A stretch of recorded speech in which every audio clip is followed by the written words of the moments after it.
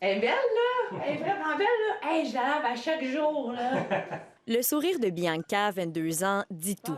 Elle vient tout juste d'aménager dans cette maison de chambre ouverte il y a une semaine et peut enfin déposer ses valises après avoir été sans logement depuis presque un an. Ça se passe vraiment bien. Pour vrai, je suis privilégiée.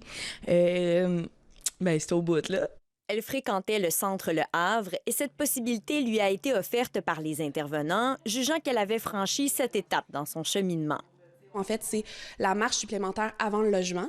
Je pense que c'est la meilleure solution pour pallier à la crise du logement en ce moment pour les personnes en situation d'itinérance, parce que des fois, quand on est sur l'aide sociale ou qu'on n'a pas beaucoup de revenus, les logements sont inaccessibles. Un intervenant est présent dans la maison 24 heures sur 24. Utile pour aider aux tâches quotidiennes, apprendre à faire son CV, gérer un budget ou discuter en cas de besoin. On parle de sujets quand même personnels, puis des sujets tabous, là aussi, là, des sujets quand même constructifs. Le but, avoir son propre logement.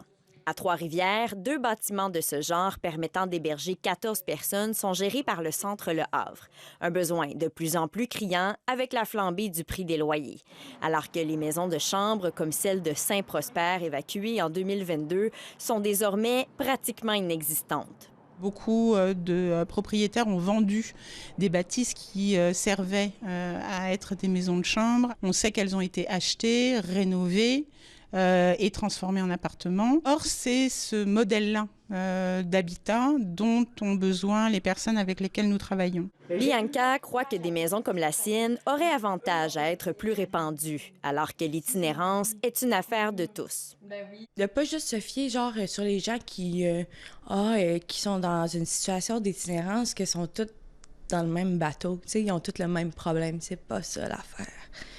Ça peut arriver à n'importe qui du jour au lendemain. Ici Alexandra Fortin, Radio-Canada, Trois-Rivières.